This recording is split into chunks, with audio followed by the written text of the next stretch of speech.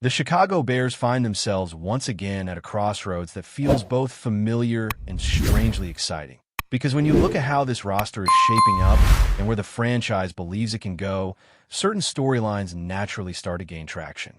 One of those stories is the idea of Khalil Mack potentially running it back in Chicago for one final push. It sounds almost poetic when you think about it. A veteran pass rusher who once defined an era of Bears defense, possibly returning not as the centerpiece, but as a calculated piece in a bigger puzzle.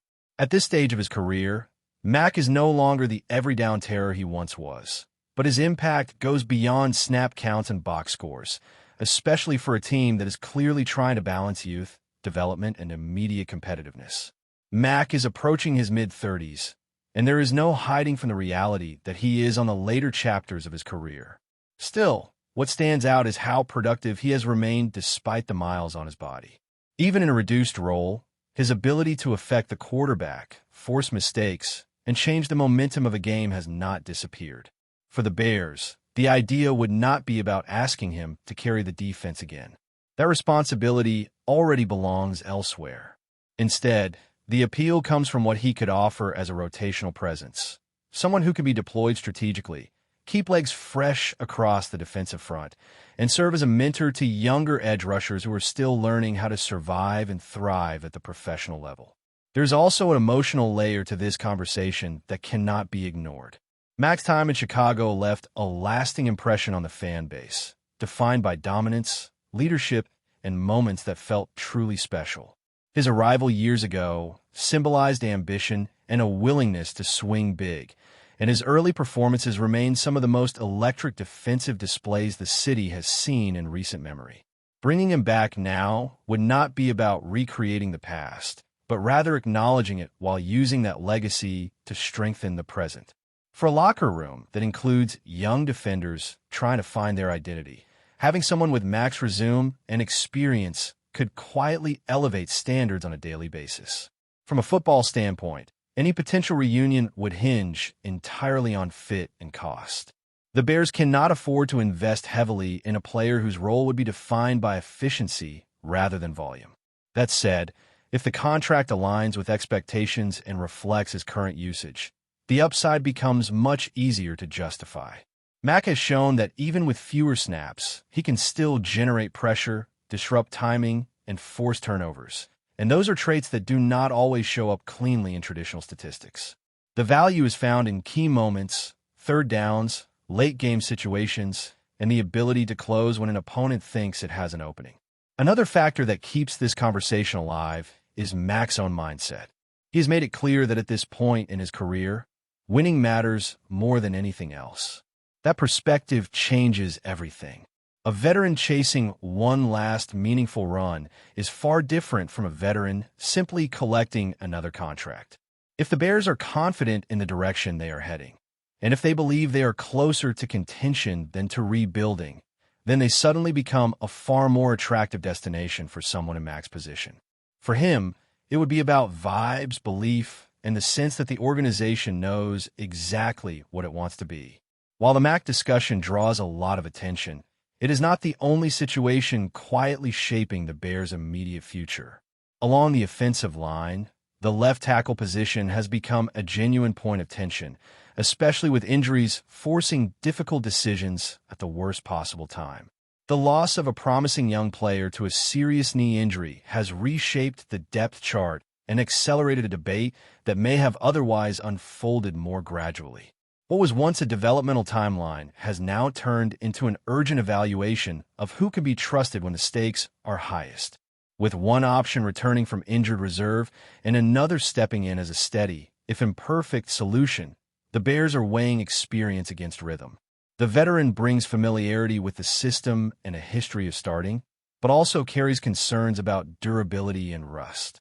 Time away from live action is never easy to overcome, particularly at a position where timing, leverage, and balance are tested on every snap. On the other side, the younger option has played meaningful football this season, taken real snaps against quality competition, and shown toughness, especially in the run game. That consistency matters, even when the pass protection has been uneven. Context also plays a major role in this decision. Weather conditions, opponent tendencies, and game plan priorities all influence which skill set becomes more valuable. In a game expected to lean heavily on the ground attack, physicality and strength at the point of attack become critical. Both candidates have shown they can contribute in that area, but one has done it more recently and with fewer interruptions. That lack of rust could be the deciding factor, especially when every mistake is magnified and momentum can swing in an instant. This situation also highlights the broader reality of roster construction in the league. Injuries do not wait for perfect timing, and depth is constantly tested. The Bears are now in a position where every snap at left tackle feels like an audition, not just for the remainder of the season, but for future contracts and long-term roles. These moments reveal how coaching staffs truly feel about players, because when there is no margin for error, trust becomes the ultimate currency. As these storylines continue to develop, it becomes clear that the Bears are navigating a delicate balance between honoring the past, managing the present, and preparing for what comes next. Decisions about veterans like Mack and critical positions like left tackle are not made in isolation. They reflect how the organization views its competitive window and how aggressive it is willing to be in shaping the roster to match that vision. Every move carries weight, and every choice sends a message to the locker room about expectations, accountability, and belief in what this team can still become. Beyond the immediate questions surrounding the edge rotation and the left tackle situation, there's another layer of movement happening behind the scenes that could quietly reshape the Bears' future, and it centers on the coaching staff. When a team shows real offensive growth and starts breaking long-standing franchise records, it is only natural that other organizations begin to take notice. Success has a cost in this league, and that cost often comes in the form of assistants being pulled away for bigger opportunities elsewhere. Right now, that reality is starting to hover over Chicago, and it is something the front office and fans alike have to be prepared for.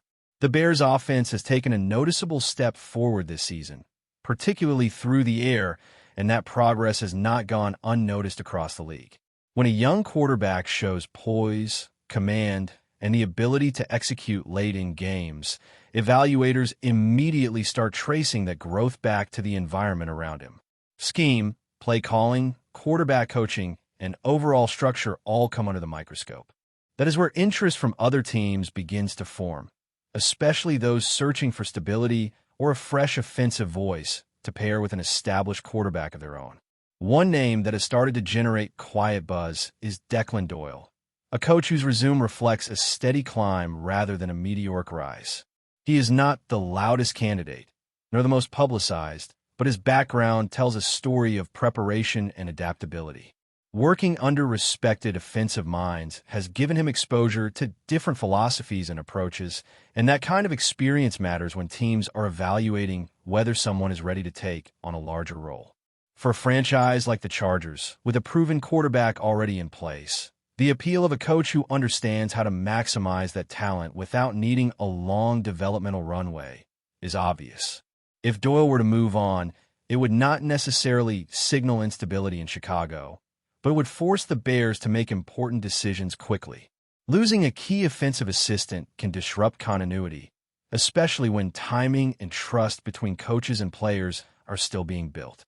At the same time, it would also serve as validation that what the Bears are doing offensively is working. Coaches do not get poached from stagnant units. They get poached from systems that show clarity, efficiency, and upward momentum. The question then becomes how the Bears would respond. Internal promotions are often the cleanest solution, preserving language, terminology, and philosophy while rewarding coaches who are already invested in the culture. There's also the possibility of looking outside the building, but that comes with risk, particularly if it introduces a shift in offensive identity. With a young quarterback continuing to establish himself, stability has value that cannot be overstated. Every offseason decision has to be filtered through the lens of what best supports his growth. What makes this moment especially interesting is how all of these threads connect.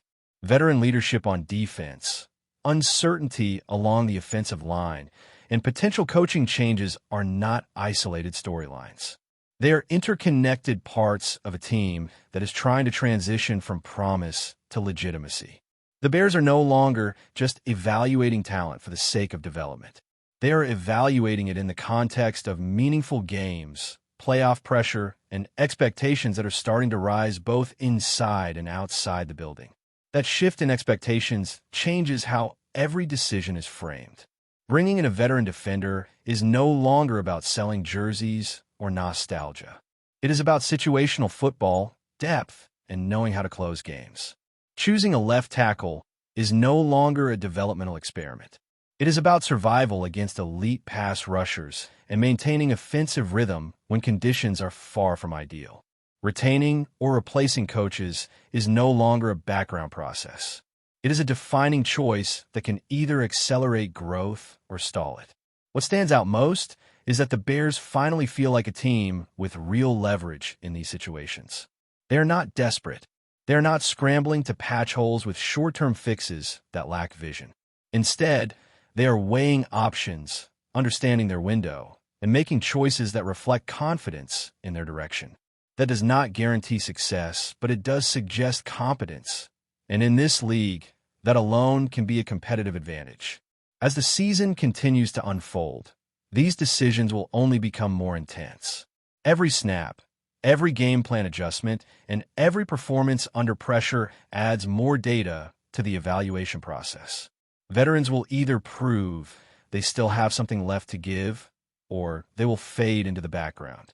Young players will either rise to the moment or reveal the limits of their readiness.